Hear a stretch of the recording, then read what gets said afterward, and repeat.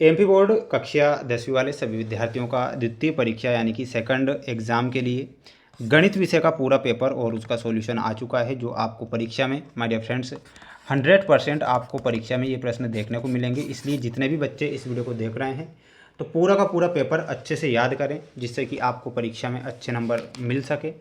सभी विद्यार्थी जो बच्चे इस वीडियो को देख रहे हैं तो क्वेश्चन आज बिल्कुल मिस नहीं करेंगे, क्योंकि ये पूरा का पूरा पेपर है।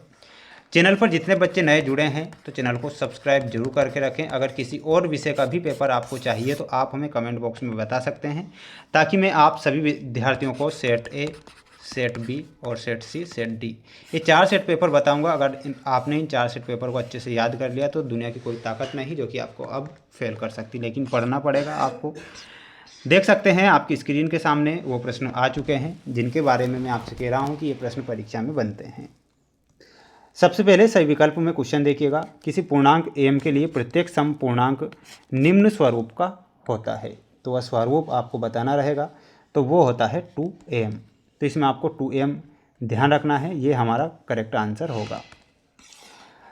दूसरा प्रश्न आएगा परीक्षा में, यदि a1/a2 बराबर b1/b2 बराबर नहीं c1/c2 हो तो समीकरण निकाय का हल होगा।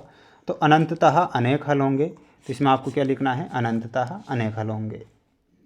द्विघात समीकरण 4x² - x + 1 बराबर 0 के मूल होंगे, तो मूल इसके क्या होंगे, काल्पनिक होंगे। तो यहाँ पर आपको क्या लिखना है, काल्पनिक लिखना है। प्यारे विद्यार्थियों, आप सभी बच्चों के लिए हम लगातार मेहनत कर रहे हैं।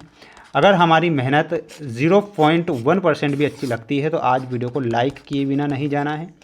चैनल पर नए हैं तो चैनल को सब्सक्राइब जरूर करना है, जितने विद्यार्थी वीडियो को देख रहे हैं। ठीक है, अगला प्रश्न है, समांतर श्रेणी 7, 10, 13, 16 का जो 10वां पद होता है वो 10वां पद क्या होगा, 34 इसका 10वां पद होगा। तो यहाँ पर आपको क्या लिखना है, 34 इसका 10वां पद निकल कर सामने आएगा। बढ़ेंगे हमारे अगले क्वेश्चन की ओर। tan 60 डिग्री का मान क्या होता है, तो tan 60 डिग्री का जो मान होता है करणी 3 tan 60 डिग्री का मान होता है। तो इसमें आपको क्या ध्यान रखना है, करणी 3। अब अगले क्वेश्चन की ओर बढ़ेंगे हम, जिसमें आपको रिक्त स्थान वाले प्रश्न दिए जाएंगे। बहुपद ax² + bx + c बराबर 0 के शून्यकों का गुणनफल है, तो गुणनफल हो जाएगा c/a। बिंदु -4 -7 किस चतुर्थांश में स्थित हैं, तो इसमें आपको ध्यान रखना है ये होते हैं तृतीय चतुर्थांश में स्थित। बाह्य बिंदु से वृत्त पर खींची गई स्पर्श रेखाएं केंद्र पर कोण अंतरित करती है, तो वो करती है 90 डिग्री का। तो इसमें आपको 90 डिग्री लिखना है। वृत्त की परिधि क्या होती है, तो 2πr वृत्त की परिधि के रूप में लिखना है। 2πr ये आपकी वृत्त की परिधि होगी। सभी बच्चे अच्छे से याद जरूर करें। माय डियर फ्रेंड्स, ये प्रश्न आते हैं परीक्षा में, इसलिए मैं बता रहा हूँ। वृत्त की सबसे बड़ी जिह्वा वृत्त का कहलाती है, तो वो क्या कहलाती है, वो व्यास कहलाती है। तो यहाँ पर आपको क्या लिखना है, व्यास। ठीक है, स्क्रीनशॉट ले लीजिएगा सभी बच्चे। अब हम बढ़ेंगे हमारे सत्य सत्य वाले प्रश्नों की ओर, जो कि आप यहाँ पर देख सकते हैं स्क्रीन के सामने।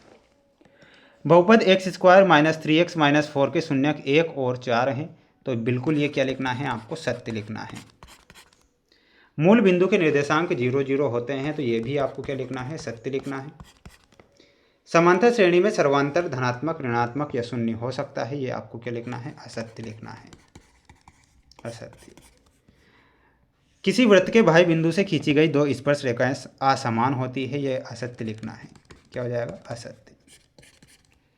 त्रिभुज के तीनों कोणों का योग 180 डिग्री होता है, बिल्कुल ये बात सत्य है। त्रिभुज के तीनों कोणों का जो योग निकल कर सामने आता है वो होता है 180 डिग्री। तो इसमें आपको क्या लिखना है, 180 डिग्री। सभी बच्चे इसका एक स्क्रीनशॉट लेंगे। प्यारे विद्यार्थियों, माय डियर फ्रेंड्स, मेरे सभी प्यारे भैया बहन, एक बार चैनल को जरूर सब्सक्राइब करें। मैं आपसे वादा करता हूं कि अगर आपने 4 सेट पेपर हमारे द्वारा बनाए गए देख लिए तो निश्चिंत रहिएगा, आप पास हो जाएंगे, ये आपसे वादा है। यहाँ पर आप ये जोड़ी देख पा रहे होंगे आपकी स्क्रीन के सामने। sin² थीटा + cos² थीटा का मान आपसे पूछा गया है, तो इसमें आपको क्या बताना है, 1।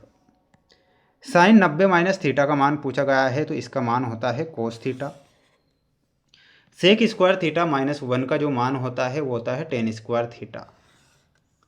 tan 30 डिग्री का मान होता है 1/करणी 3, और cot थीटा का मान होता है, और वो क्या हो जाएगा, cos थीटा sin थीटा।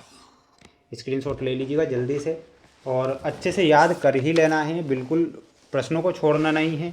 अगर प्रश्न छूट गए तो नुकसान आपका होगा, इसलिए आप अच्छे से याद जरूर करें। द्विघात समीकरण 3x² - 5x + 2 = 0 का विविक्तिकर लिखिए। तो विविक्तिकर आपको लिखना है और विविक्तिकर होता है d = 1। इसका विविक्तिकर d = 1 हो। शंकु के आयतन का सूत्र क्या होता है, तो इसमें ध्यान रखना है 1/3 πr²h। आंकड़ों में सर्वाधिक बारंबारता वाला जो वर्ग होता है वो क्या कहलाता है, वो बहुलक कहलाता है। तो यहाँ पर लिखेंगे बहुलक। समांतर माध्य ज्ञात करने का सूत्र क्या होता है, तो प्यारे विद्यार्थियों लिखना है आप सभी विद्यार्थियों को सिग्मा x1/n। एक असंभव घटना की प्रायिकता होती है, तो असंभव है यानी कि इसमें आपको क्या लिखना है, 0 लिखना है। स्क्रीनशॉट आप ले लेंगे सभी बच्चे। और प्यारे विद्यार्थियों ये क्वेश्चन है, मैंने आपसे कह रहा हूँ कि LCM SCF वाले क्वेश्चन आते हैं परीक्षा में, इसलिए आप प्रश्नों को जरूर याद करिएगा। जितने बच्चे वीडियो को देख रहे हैं समस्त विद्यार्थी वीडियो को लाइक कर चैनल को सब्सक्राइब जरूर करें। आप सभी विद्यार्थियों के लिए अब मैं सेट C लेकर आऊँगा, जो कि आपकी परीक्षा की दृष्टि से मोस्ट इम्पोर्टेंट प्रश्न रहेंगे। किसी प्रकार से रियल या वायरल पेपर के चक्कर में नहीं रहना है, मेहनत आपको करना है। सभी बच्चे चैनल को सब्सक्राइब करके ही रखें, क्योंकि अगला सेट पेपर भी बताऊंगा। 6 से 23 तक के क्वेश्चन हम नेक्स्ट पार्ट में बताएंगे, ये आपको ध्यान रखना है। बने रहें हमारे साथ। जय हिंद।